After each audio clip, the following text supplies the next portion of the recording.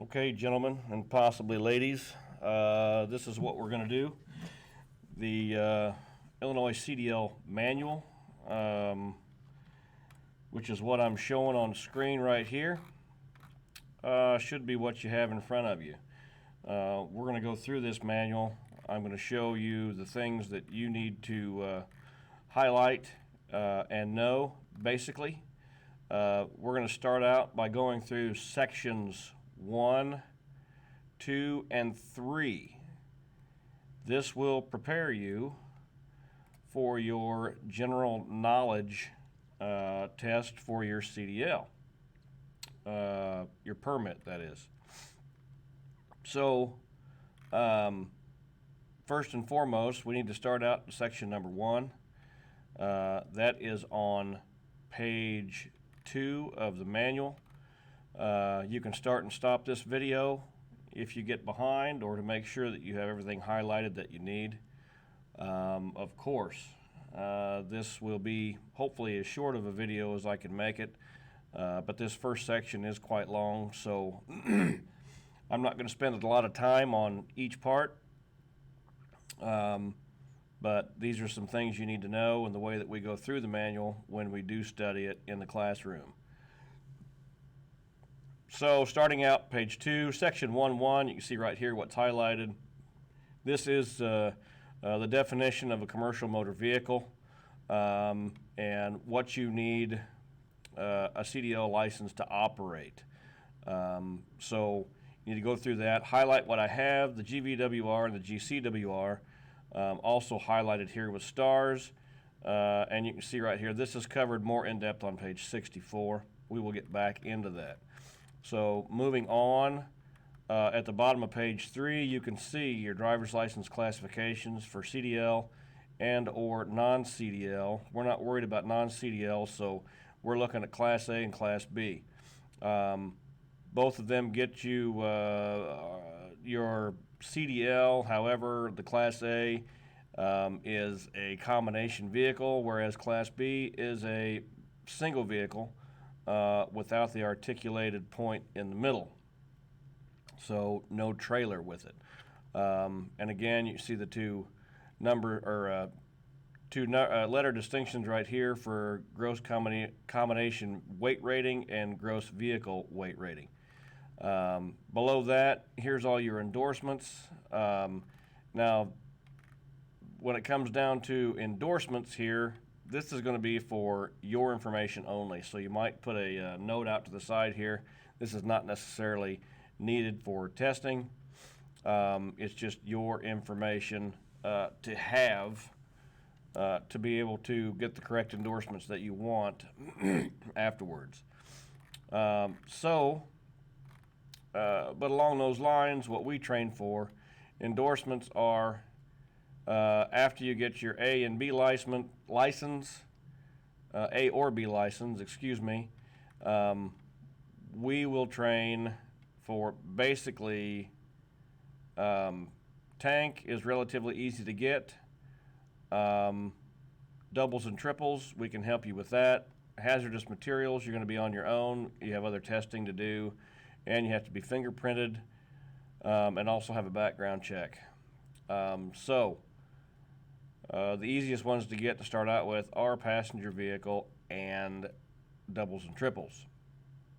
Won't hurt to have those, but we want to concentrate on really the general knowledge, which doesn't have this in them just yet. That being said, we're going to go down here.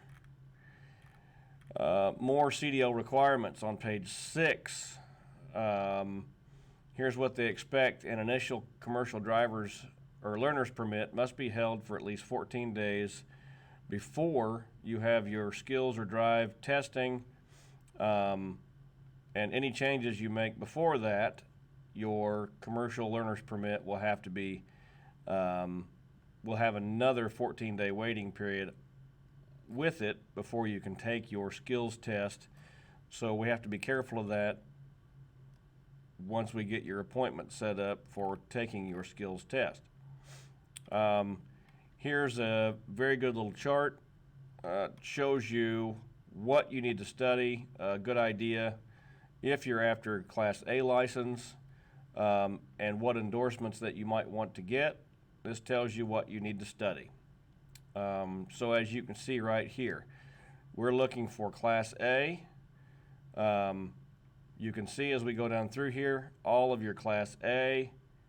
And then over here, if I plan to get Class A, of course I need to study Section 1, 2, 3, 5, if I intend to have a vehicle with air brakes. Chapter 9, that's hazardous materials. That's only if you plan on getting your hazardous material endorsement. Not a bad idea, but again, what we're going to concentrate on today is 1, 2, and 3, and that should get us through our general knowledge. So, moving down, this tells you some more here about what you need as far as additional knowledge after your general knowledge test. So let's get down into the meat of her. We're going to move on through, turn your page, starting out.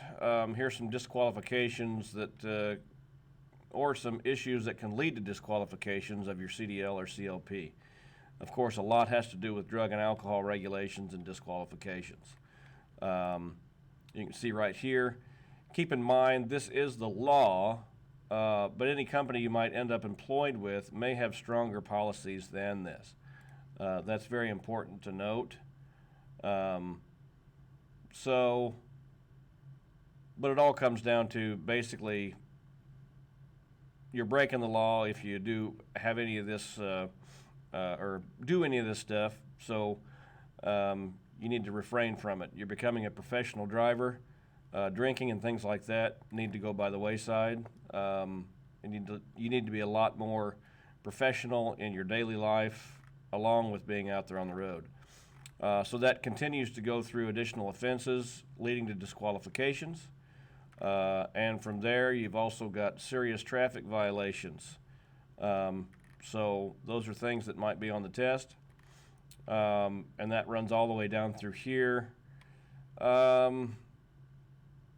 More of serious offenses, and then you've got electronic equipment, and then logging or violation of out of service orders. Traffic violations, this is pretty important. Traffic violations in your personal vehicle now start to go against your CDL as well. Even if you have a problem when you're in a personal vehicle, a lot of times that can affect what happens with your CDL. Once you get CDL written on your license, you're held to a higher standard than what you were when you did not have a CDL. So we're looking here again. Other CDL and CLP rules. So this is pretty important. Again, mostly for your information. Probably not going to be a lot of this stuff on the test, but you do need to know it. Then we'll move on and get down into some other things here. More about cell phone and communication devices. This is all, again, we'll stay here at cell phone and communication devices for a second. Again, be aware that the company policies regarding electronic devices may be more stringent or stronger than what the law allows. Radar detectors, that's another thing. They are not allowed anymore. GPS devices, you can have GPS devices, but you have to know what your company policy is, and you have to make sure that you don't